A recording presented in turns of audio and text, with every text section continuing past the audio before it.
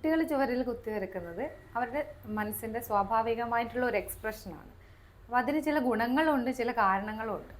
ചിന്താശേഷി develop ചെയ്യുന്ന ഒരു പ്രായമാണല്ലോ കുട്ടിക്കാലം എന്ന് പറയുന്നത്. അപ്പോൾ അവർക്ക് ആ ഒരു എക്സ്പ്രഷൻസ് ചെയ്യാനും അല്ലെങ്കിൽ പുതിയൊരു സ്ഥലം കാണുമ്പോഴുള്ള ക്യൂരിയോസിറ്റി ഒക്കെ കൊണ്ടാവാം അവരിങ്ങനെ കുത്തി വരച്ചിടുന്നത്. പുതിയ രൂപങ്ങൾ വരക്കും, പുതിയ പാറ്റേൺസ് വരക്കും, ഇങ്ങനെയൊക്കെ അവർ വരക്കും. അപ്പോൾ അതിലൂടെ അവർ ക്രിയേറ്റിവിറ്റി, ഇമാജിനേഷൻ പവർ ഇതൊക്കെ കൂട്ടിക്കൊണ്ടുവരാൻ അവർക്ക് സാധിക്കും. അതുകൂടാണ്ട് കോർഡിനേറ്റ് ചെയ്ത് വരക്കുന്നതിലൂടെ അവരുടെ സ്ക്രിപ്റ്റ് അല്ലെങ്കിൽ എഴുത്തിൻ്റെ ആ ഘടന, സ്ഥിരത അതൊക്കെ നന്നാവാൻ അവർക്ക് നല്ല ഉപകാരമാണ്.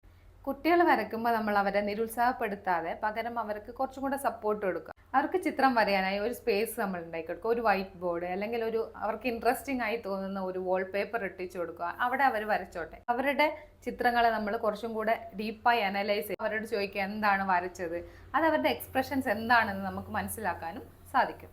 കുട്ടികൾ ചുവരിൽ വരച്ചാലും അതിൻ്റെ ഉദ്ദേശങ്ങൾ മനസ്സിലാക്കി അവരോട് സൗഹൃദപരമായ ഒരു പരിഹാരം കണ്ടെത്തിയാൽ അത് അവരുടെ മാനസിക വളർച്ചയ്ക്ക് വളരെ ഉത്തമമായിരിക്കും.